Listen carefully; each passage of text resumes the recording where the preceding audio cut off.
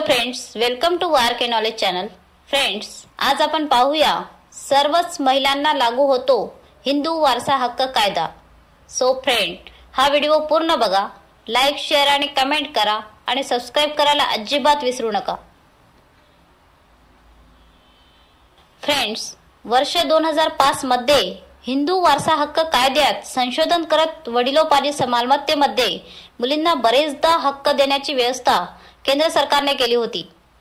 सर्व महिलांना हिंदू वारसा हक्क कायदा लागू होतो. हा कायदा 2005 आधी जन्म झालेल्या मुलींनाही लागू असेल, असे सर्वोच्च न्यायालयाने दिलेल्या निर्णयात स्पष्ट केले आहे. जन्मापासून मुलगी सुद्धा संपत्तीमध्ये भागीदार असेल. ज्याप्रमाणे मुलाला अधिकार व उत्तरदायित्व असते, तसेच मुलीलाही लागू असेल. 2005 आधी मुलीचा जन्म झाला होता असे म्हणून वडिलोपार्जित संपत्तीमध्ये तिला हक्क देणे नाकारता येणार नाही, असे न्यायालयाने म्हटले आहे. सर्वोच्च न्यायालयाने म्हटले आहे की वर्ष 2005 आधी दाखल आणि कायदा तयार केल्यानंतर प्रलंबित मालमत्तेशी निगडीत सगळ्या प्रकरणावर हिंदू वारसा हक्क कायदा लागू होतो.